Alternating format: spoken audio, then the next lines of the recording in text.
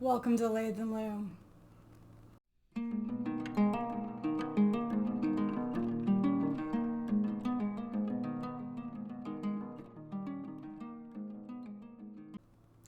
Hi, my name is Cher. Welcome to Lathe and Loom.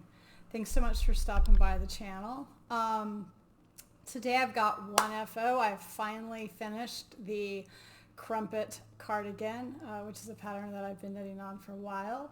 And I've got a couple other works in progress to show you, and I'll give you a quick update on where I am with that stripy sweater line of thinking and a couple other cast-ons. So it is a little chilly, so I've got my anchor pullover on this morning, and had the fire going earlier, so it'll warm up to the, I think, low 70s today. But we had a wedding this weekend in South Carolina. Our son got married, and we all dressed for South Carolina weather and had a bit of a cold snap with that nor'easter rolling up the coast. So my traveler hoodie saw a lot of use over a lot of my outfits, but I did manage to wear the Crumpet Cardigan and my sabai top out to one of the events Friday night. So I'll show you that when I talk about that. It's kind of funny. Folks were having to run out and buy long sleeve, shirts up the street at Target. My mom texted and said, "Your dad wants to see if he can borrow a sweater from my husband, or unless you can knit really fast." So not quite that fast, but that was fun. I did actually have his classic cabled sweater that I'm working on with me, but not quite far along, and I'll give you an update on that. So all that said, we will get started.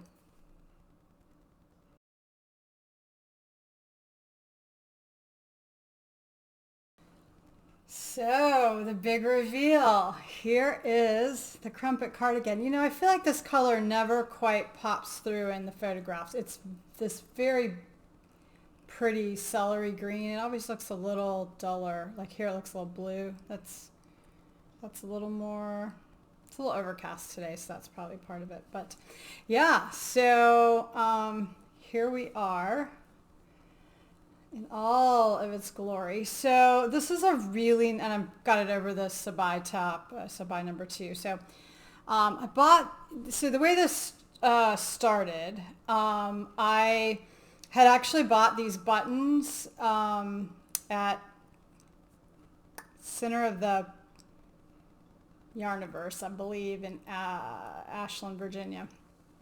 And I've been looking, let me see if I can get a close-up of that. They're kind of a yellowy green.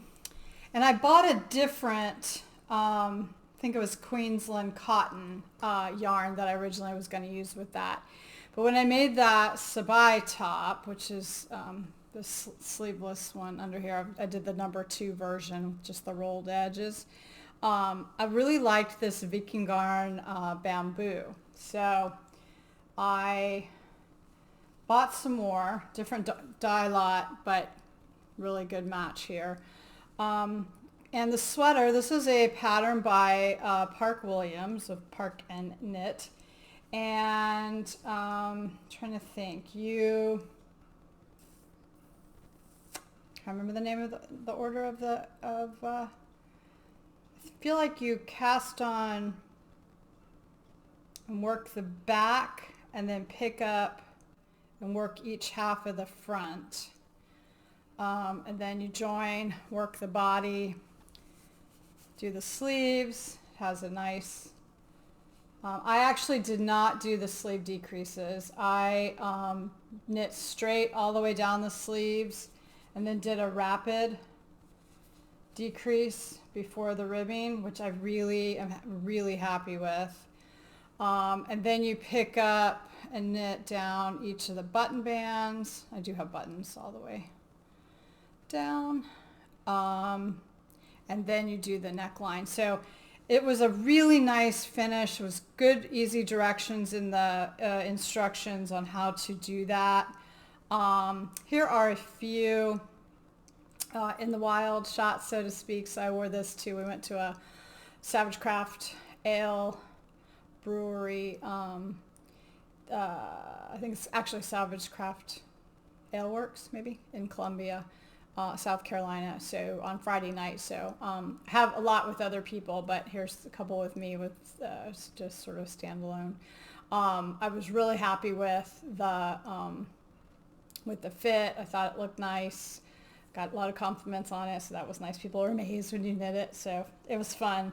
I think this was actually a really relaxing, methodical knit. It's a 4-row repeat, so it took me until I got about halfway down before I felt like I was like remembering the repeat easily. And I did have to kind of keep an eye on the chart just to make sure. But once I kind of got the hang of it, I could just sort of check on the lace rolls. So 2 rest rolls and 2 rest rows and 2 lace rows. So.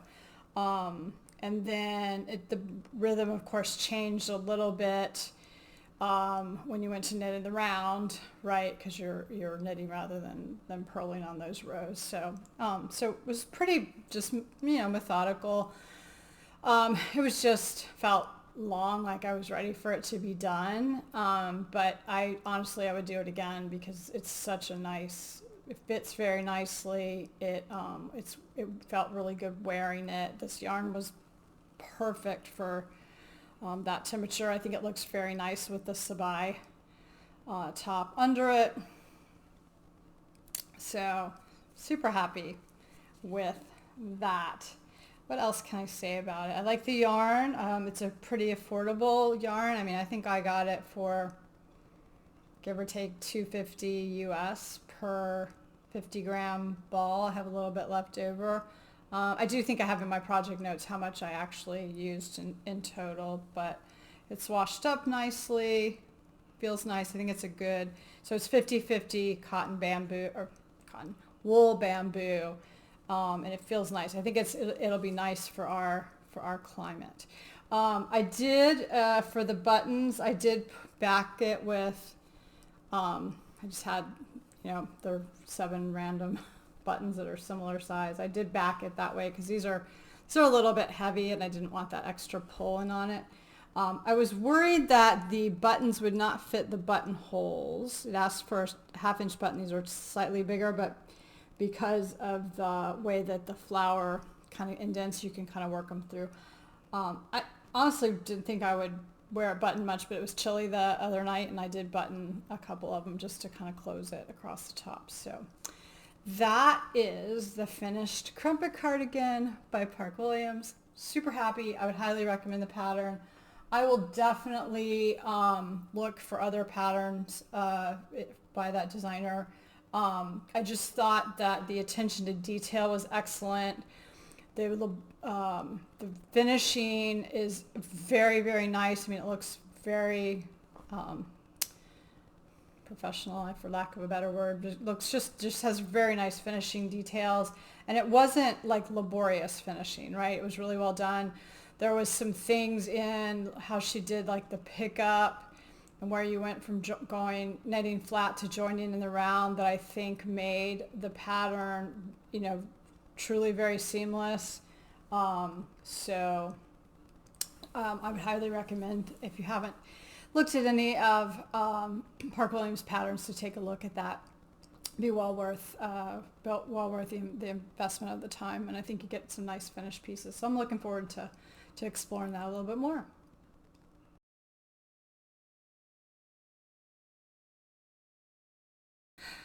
Works in progress. So I'll give you a couple update on a couple of things that I've been working on. So you may remember I've been working on the Hairst Hap Hood, which is a pattern by Gudren Johnston.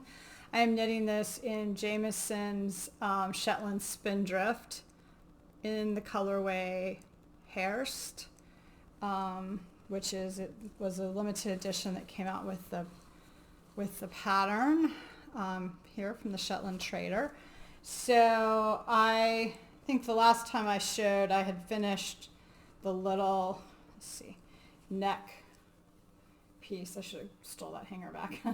And I'm now knitting up the hood. I've really just reserved this for knitting in the car. We've been back and forth to South Carolina a number of times recently. So, and I'm about, I think, a third of the way up here. Not to give the pattern away, but just, I'm not the hugest fan of garter stitch, but this is a good car project. So it will keep working its way in the background to get done there. So Hairst Hap Hood by Gudren Johnston. The other project I have been really mainly working on is the classic cabled V-neck, which is a Vogue pattern from 1961. That is the jumper that I'm knitting for my dad. So I last night I finished the first repeat, and when I did the gauge swatch, I did multiple gauge swatches. When I did the gauge swatch in the yarn that I ended up using, so I'm ending up using the Castonitis traditional 2-ply 100% wool, and I went with the US 8 5mm needle. When I did the blocking, I actually lost like a half an inch in the plumping of the yarn. So I don't know, see if we can see this.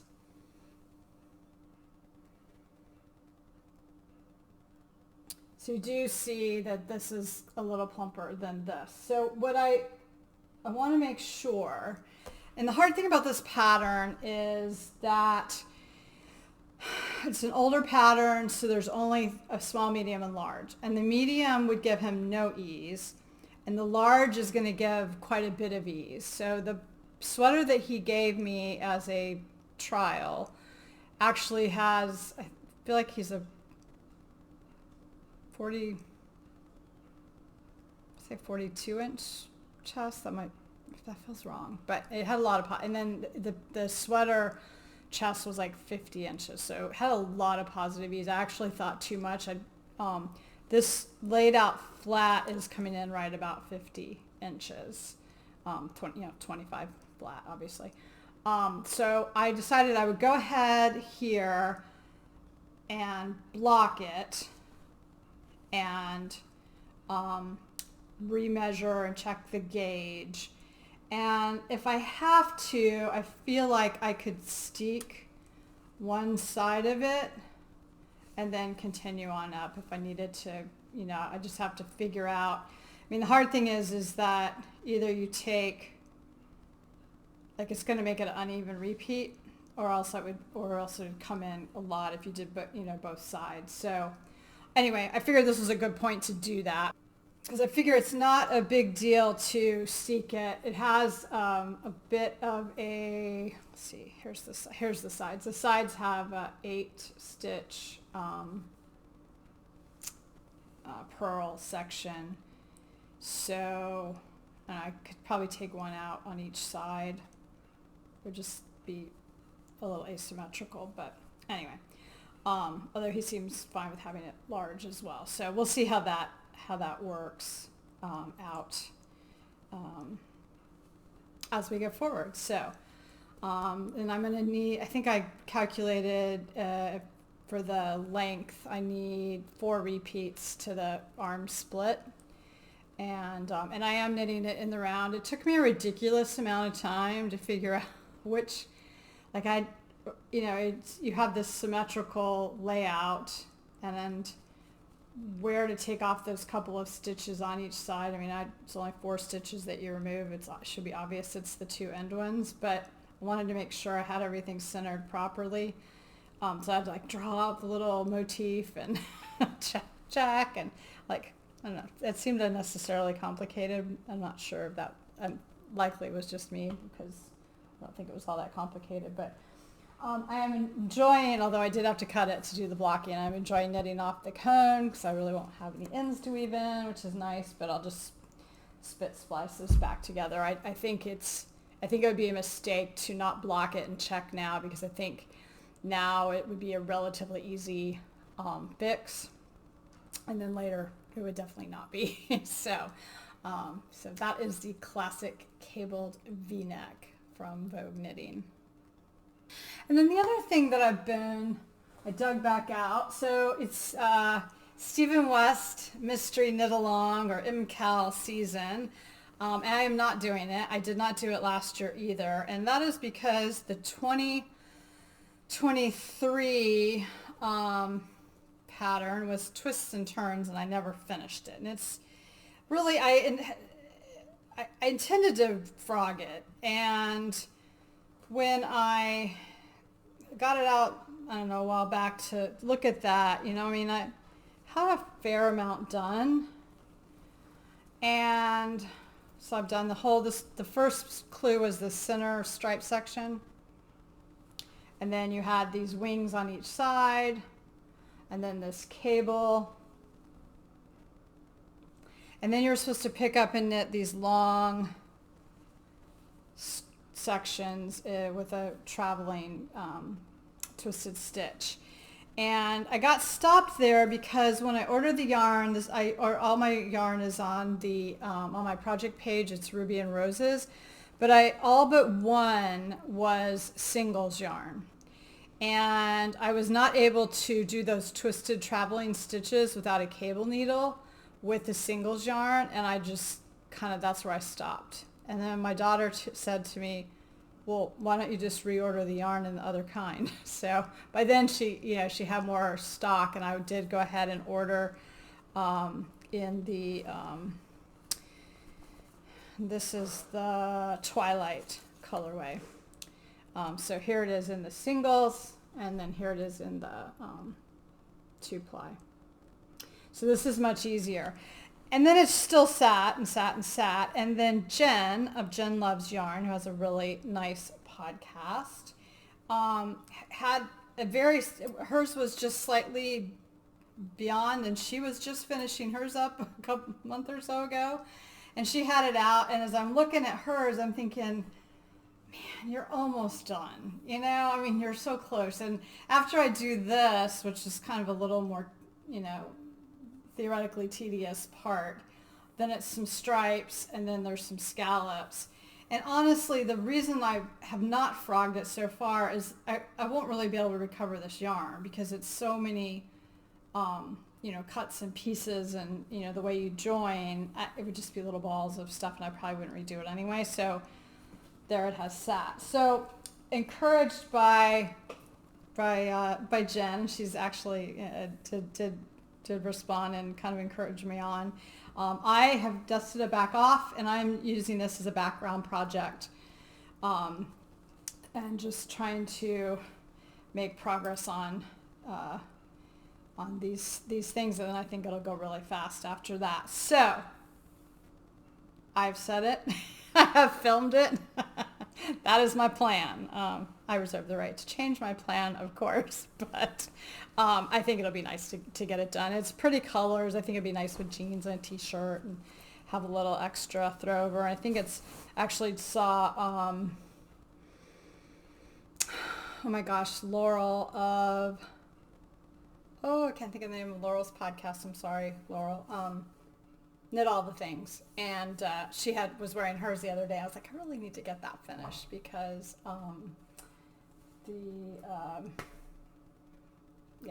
think it'll have some wearability. It's kind of a nice long size to sort of do a brief wrap. So those are my 3 main works in progress. Had really this week really been focusing on the cabled sweater, and then in the car I've been knitting on the hood. I have severe Castonitis. I appreciate everyone.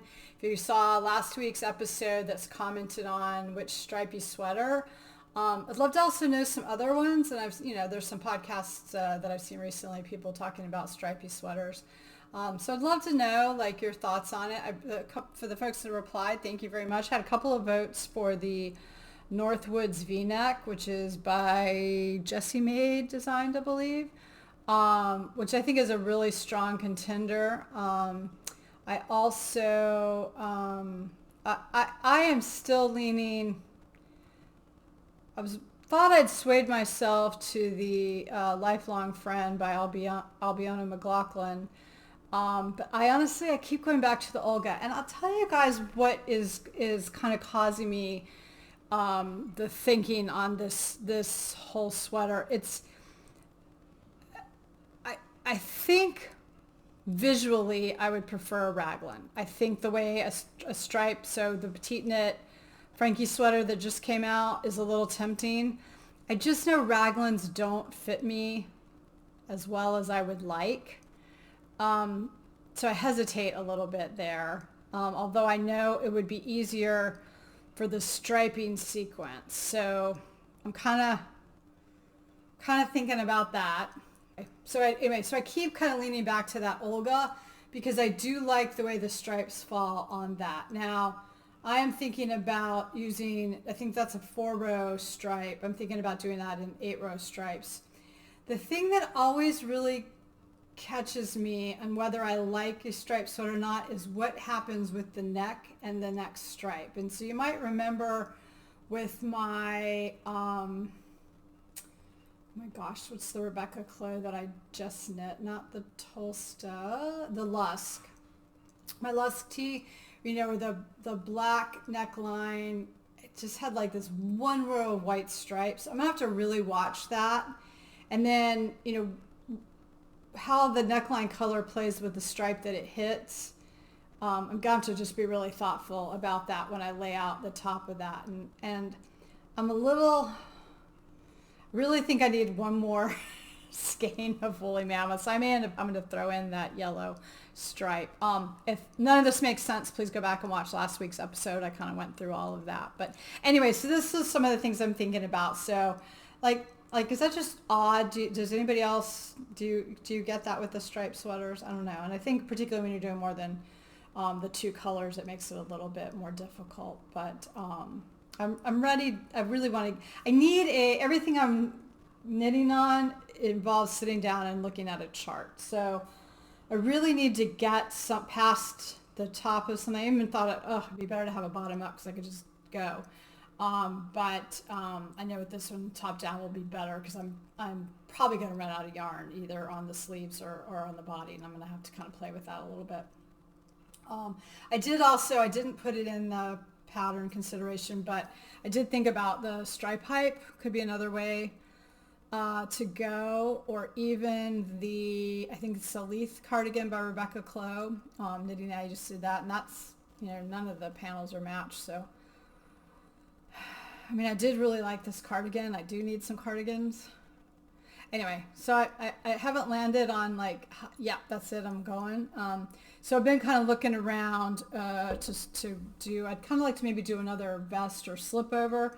I bought this Queensland Cotton Kathmandu DK 100 when I was in Colombia. Can't think of the name of that knitting shop. I'm trying to make a note here. It'll be my new local yarn store when we move. Anyway, I got 4 skeins of this. I'm thinking of doing the Alchemist Slipover by Wool and Pine, just to get something kind of cast on that's, I mean, obviously I still have to get past the neckline, and then it'll be pretty straightforward. Their Alchemist pullover is actually very, very tempting too. I don't have enough yarn for that. But I was thinking the second batch of the walnut dyed yarn I did that kind of had that tonal would look really nice in that. So might have a lot of whips the next time I talk to you. So yeah, that is all I have for today. Look forward to know what you're working on. Has anybody else got castonitis? Is it just the fall weather that's causing that? I don't know. If you're in the Southern Hemisphere and you're getting ready for your spring cast-ons, let us know what you're working on. Yeah, y'all, I just appreciate you so much being here. I'm going to put a little plug. I don't always remember. Really would like to get this channel to 500 subscribers. I've had some folks lately share the channel out. If you would take a minute and give it a like, or give it a thumbs up, rather. If you're on the TV, sometimes you can do that on the TV, or else just pull it up in the history on your app. That would be great. It really, really helps if you leave a comment. So I appreciate everyone who does leave a comment, and invite you to, tell me what you're working on, where you're watching from. Seemed like every week I am still getting a few new subscribers, so I really, really appreciate and welcome to everyone that's new. It'd be really interesting just to know how you came across the channel. I've been trying some different things there. I've got some stuff coming up. We're going to be doing some rebranding on the channel because I've got some exciting news coming. I'm going to hold that just a little bit longer, and then I'll let you know what we're up to. We've got some major life and career and changes that are going to center around some fiber. So look forward to sharing that with you as we get things rolling along. I'll give you a slight hint. It does involve sheep. So yeah. Anyway, thank you so much for watching. I wish you happy knitting, spinning, dyeing, and weaving. Thanks, y'all.